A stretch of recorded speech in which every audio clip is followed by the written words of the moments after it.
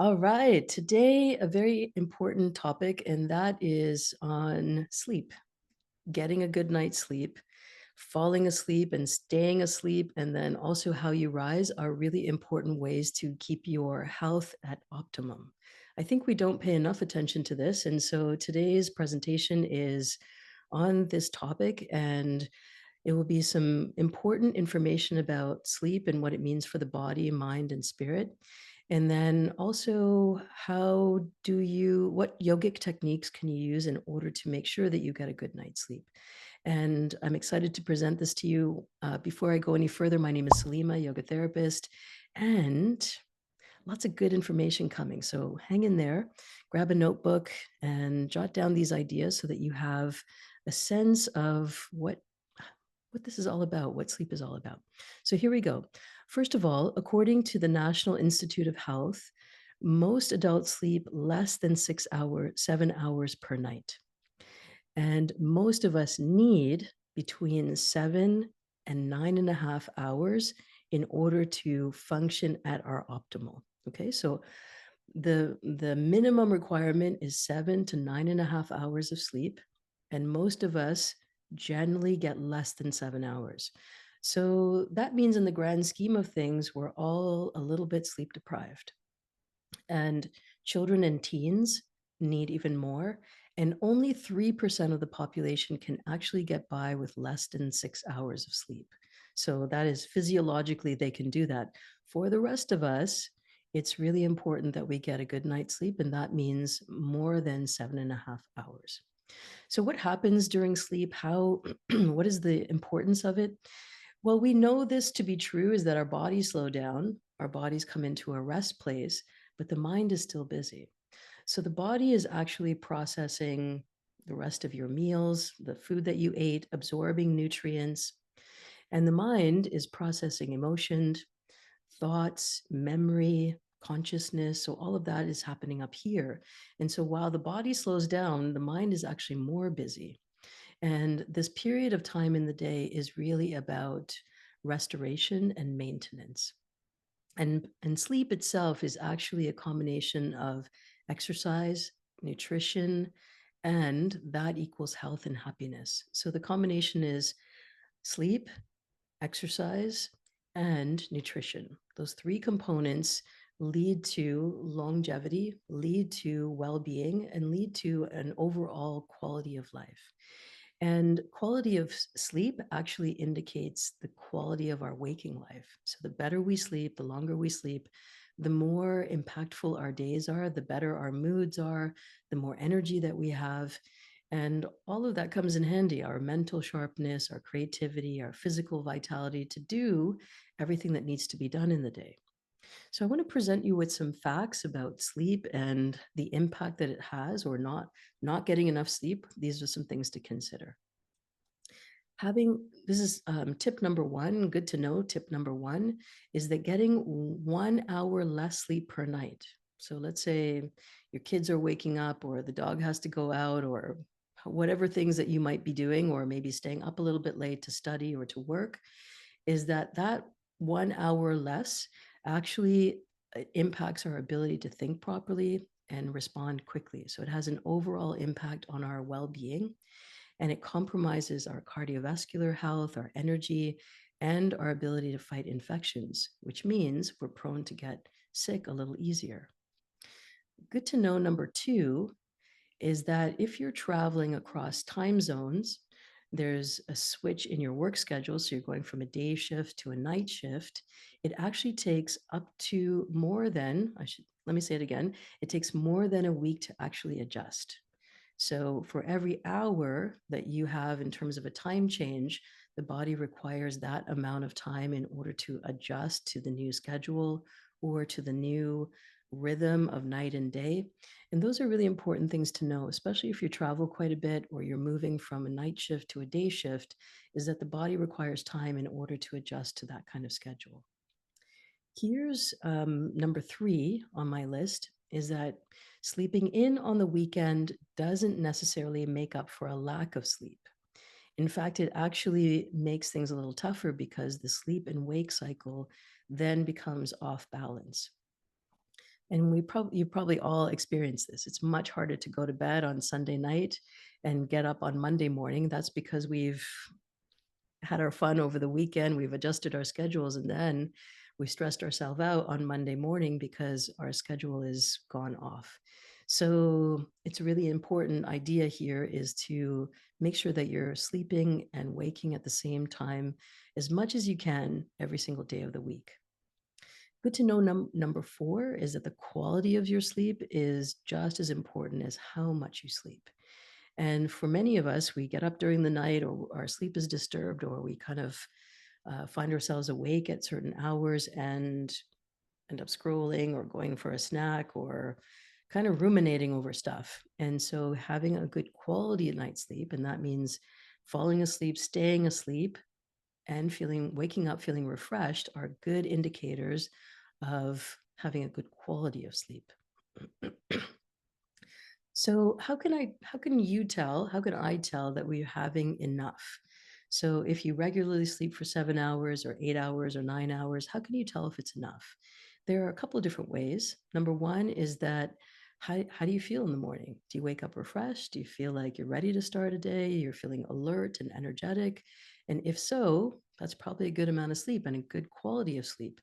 And if not, that's a little indicator that something's up and I need to change my pattern of sleeping. I need to enhance the quality of my sleep in order to get that rest and relaxation that I really need in order for my body, my mind, my spirit to feel more energized and focused.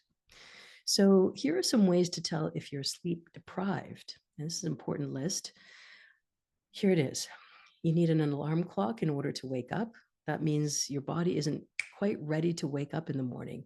And so that alarm, whenever it goes off, kind of pulls you out of sleep rather than you naturally rising. Your alarm, here's number 2, your alarm rings, but you snooze it. Still need a few more minutes. You have a hard time getting out of bed. There's a lot of like slow movements, not quite ready to start the day, not quite feeling fresh or refreshed. The next part is like feeling sluggish in the afternoon. So this is number 4, is that you get that 3 or 4 o'clock kind of lull in your energy level. And that's when we generally go reaching for coffee or sugar in order to bring our energy levels back up. Another way to tell is if you get sleepy after eating a heavy meal or while you're driving. These are all indicators that your body needs a little bit more rest in order to do those functions. So anything that's kind of dull or monotonous, or your body is starting to need to work a little bit, you have the opposite effect. Instead of feeling alert and awake, you feel sleepy and sluggish. You're falling asleep while watching television or relaxing in the evening. So you kind of use that time to wind down. You feel like you need rest on the weekends, you're taking naps, or you fall asleep very quickly when you're going to bed. So all of these are indicators that it's probably a good idea to reflect on your patterns of sleep and start to see if you can enhance that. There are sleep cycles and stages. And I'll go through those very quickly just to give you a sense of that. I don't want to overwhelm you with a lot of science, but this is really important stuff because there are a series of cycles that we go through over the night. And they're different and they're important. There is non-REM sleep, non-rapid eye movement sleep, 3 stages, and REM sleep, which is our active dreaming state. And those stages take us into cycles of, let's use a down gesture. So having a light sleep and then deeper sleep and then the depth of your sleep and then coming all the way back out of that cycle, having a little dream time and then going back into that cycle. And so ideally, when you go through that cycle of sleep, you want to be sleeping and resting and having your alarm go off in the morning or waking up when you're in your lightest form of sleep. Not when you're dreaming. That's oftentimes when you get a little scared and wake up with very vivid dreams that you're remembering. And not when you're fully deeply asleep, because that can be a little alarming, but rather finding the cycle and the timing of your sleep so that just as you are rising into the lightest part of your sleep, you open your eyes naturally, the sun is coming in, and that's the time where it's naturally refreshing for you to come into a sleeping experience or waking experience. Okay, so that's a little bit about sleep, a little bit about the stages of sleep, just to set the stage for you in terms of why is it important, what happens while you're sleeping. And here, what I'd like to do is offer you some techniques. And the overarching idea here is to find different ways to relax, moving into your nighttime routines during the night, and then also during the early part of the morning as you're getting preparing to rise. So here are the techniques. You might want to write these down. Of course, you can review and look at this again anytime that you'd like. It's really important information. It allows you to get the most of your sleeping and waking cycle. So number one, relaxation tip number one, and this is a tough one, it's probably the toughest one, is to turn off all the devices 2 hours before you sleep. The reason for that, I think, is twofold. Number one is that when we're looking at the television or social media, we're oftentimes seeing things that are very stimulating images, stimulating ideas, and not the best way to wind down for the evening. It's really actually stimulating. And every time we scroll, for example, we get this little hit of dopamine. It's a kind of chemical response in the body that says, oh, what's going to happen next? And that is a sense of alertness. That is a sense of like, oh, I'm going to consume more. And, when you're on social media, it's very easy to keep scrolling. And so once we start, it's really tough to turn it off or put it away. So there's a discipline in turning off the television, turning off the device a few hours before bed. Maybe that's the time you chat with your family. Maybe that's the time where, you're reading a book or finding different ways to relax, such as breath work or stretching or showering. All of these are really great ways to do it. The second part of this technique or this tip is that when we're looking at our phones, there's also a blue light that is coming off of the phone. And that blue light stimulates our vision, it stimulates our optic nerve, it stimulates all parts of the brain. And so as a result of that, we stay quite wired. It's hard to relax under that kind of lighting. It's like being under fluorescent lighting. It's not so relaxing. And so the same idea is true when you're using your phone later in the evening. Okay, so tip number one is to turn it off and put it away for at least 2 hours before you go to bed. Number two is to work with your circulation. I love this one. I think it's really important to consider how our bodies respond to relaxation. And this is about using water and soaking your feet. If it's cold outside, soaking your feet in warm water. If it's warm outside, soaking your feet in cool water. This helps to stimulate a relaxation response in the body. It gets your circulation going. It's also very relaxing. And then you can towel off your feet, put a little cream on your feet, and then hop yourself into bed. So this is a nice way to wind down. It's very cozy and a little bit of self-care along the way. Here's number three, and this is the yogi stuff, is to do about 3 minutes of long, deep breathing. And we could just take a moment and take a look at that right now. Put one hand over the top of your chest, so right over your heart space, the center of your chest, and then take the other hand and put it on your belly button. And the reason we do that is that you can feel, much easier to feel, the rise and fall of your body as you're breathing. And so from here, just with one hand on your heart, doesn't matter which one hand on your belly button, is to close your eyes and just take a few long, deep breaths. Okay, so let's do that together now.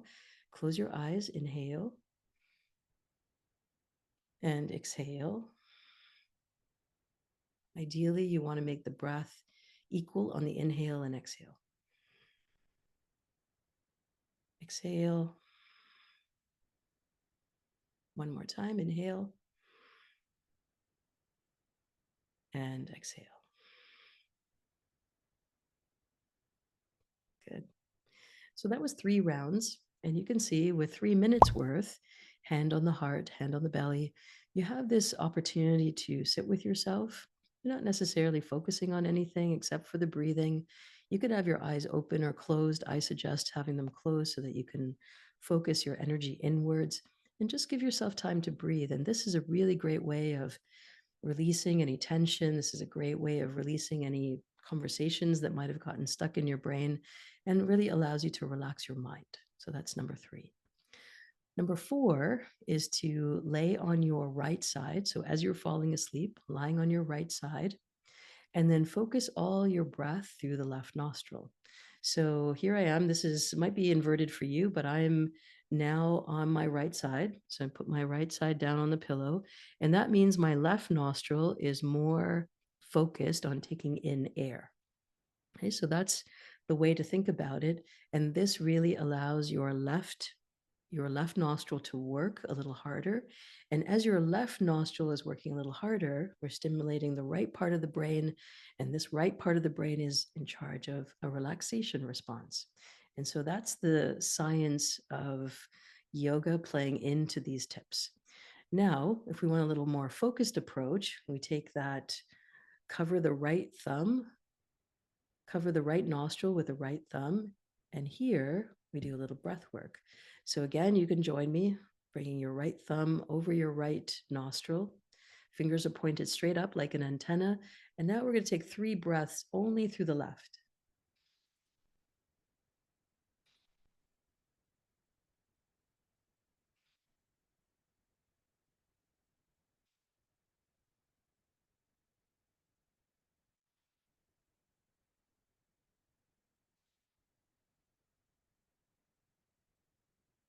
Awesome. Come back to breathing on both sides. And you can tell there that automatically you start to feel a little bit more relaxed, a little bit more connected. And that is an additional tip for you. So either you're lying on your right side and allowing the left nostril to breathe more dominantly, or actually taking your thumb, covering the right nostril, and breathing, focused breathing through the left nostril. So that's inhale and exhale through the left nostril. 3 minutes again, really great way to wind down, a very natural way. So you don't need to take any additives or sedatives. It's more of a natural response. Here's number 5, and that is to relax and exercise regularly. So, when you're active, when there's movement in the body, so that's walking, going to the gym, swimming, cycling, dancing, a way that your body is in motion, that's a really relaxing response. So the body tends to relax after we've worked out our muscles.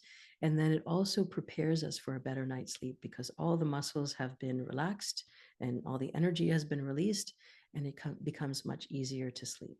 I will say this, and not everyone's the same, but I will say this: if you haven't started a movement practice, it's probably better to do that earlier in the day than right before bed. That's been my experience, is that if I do a little bit too much activity before bed, then I'm back in an alert state and it's harder to wind down. Okay, so you play with that, see if it works for you, see what's helpful, what time of the day works best in order to have a good night's sleep. Number 6 is to make your bedroom quiet, dark, and cool. So maybe, depending on where you live, maybe that's cracking the window a little bit. Maybe that is removing a television or an alarm clock from your room so that you don't have visual distractions. There's no TV to turn on, no clock to stare at to kind of poke you while you're found yourself awake and now you know an hour has passed and you've been able to go back to sleep. So making sure that your room is cool, dark, and quiet. And the third one there is an additional tip, and that is to really reserve the time in your room, your bedroom, for relaxed activities. In other words, you're not bringing your laptop in there, not bringing your cell phone in there, not doing your work in there, but rather reserving your time in bed for intimacy, for quiet time, for reflection, for breath work, for meditation. Any of those things are really helpful to do. And here is number 9 on my list, and that is having a warm drink before bed. Not coffee, not caffeinated tea, but a warm drink like milk. If you like milk or you like oat milk or almond milk, any of those are good. It's the heat element that is calming and relaxing. And also chamomile tea. This is an herbal tea. It has a relaxation effect. And then another one that I've found recently to be very helpful is something called valerian. It is a natural plant root, and valerian has a sedative, it has a sleep inducing effect, and it can help you deepen the kind of sleep that you have. So you wake up refreshed, you wake up ready for the day. Number 10 is to go outside during the day, go outside and get lots of light on your face. Fill in your light on your skin, on your eyes with bright light. And this also gives you a strong sense of something called the circadian rhythm. And that is that most of us in our work now, and especially back in our ancient times, would work and be active during the day and then also be calming and sleeping when it was dark.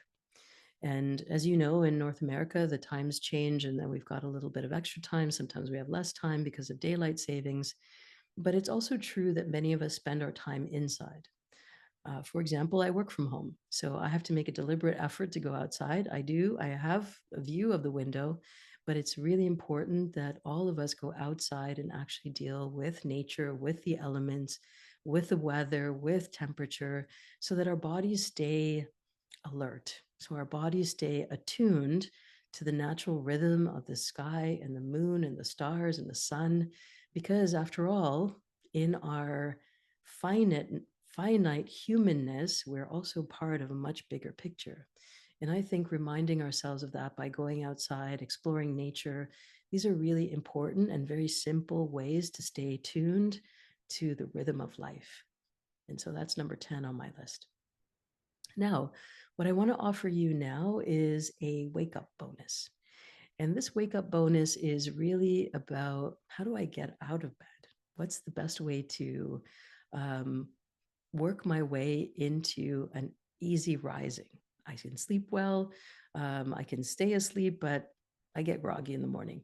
So here it is.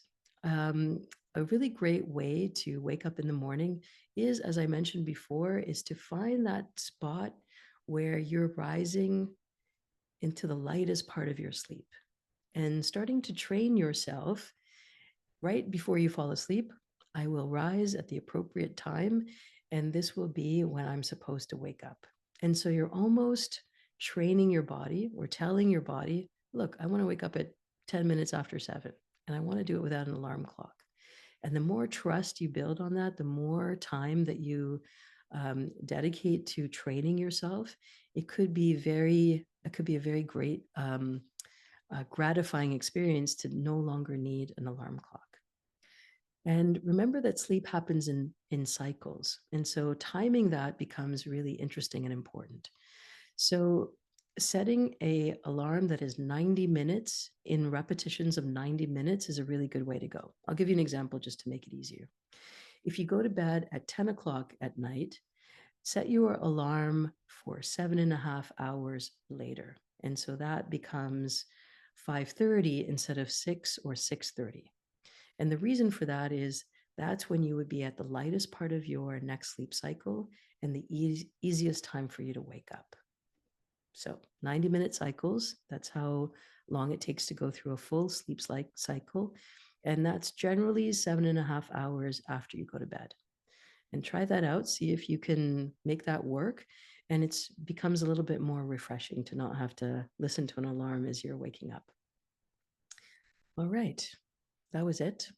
The second piece that I have for you in terms of waking up is to do a little bit of fast breathing. So, for example, you've rolled out of bed, the alarm clock's gone off, you've rolled out of bed. Here is a little breathing technique that works really well for energizing. Okay, so what I'd like you to do is bring your hands into fists, keep the thumbs pointed out, and then raise your arms all the way up into a V-shaped position. So if I extend my arms, you're not going to be able to see the whole thing. So you go ahead and if it's comfortable, you can extend your arms up. If not, you can leave them just right here, like what I'm doing. Close your eyes, stick your tongue out, and start panting like a dog.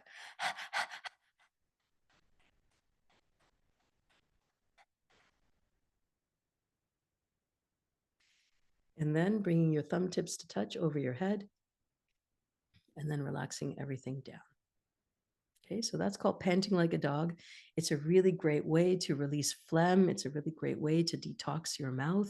And that fast breathing, your body has no choice but to say, okay, what are we doing? How are we, where are we going?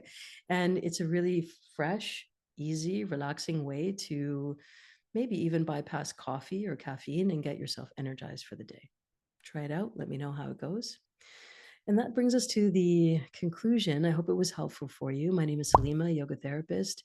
Lots of great tips like this on my YouTube channel. Please look around. There are lots of practices that can support healthy sleeping, releasing tension, releasing stress, because remember, it's all a bundle. It's not just the sleep aspect, it's what you do with your body during the time before sleep, as much as it is about the sleep itself. If you're looking for more ways to connect, may I suggest a numerology consult? This is a really great way to take a look at the patterns that are emerging in your life. Take a look at and contrast that with your soul's decision to come here. What does your soul map say about where you are now? And how can we apply yogic, body based techniques in order to help you feel better? All the links are in my bio. Lots of love to you. Until next time.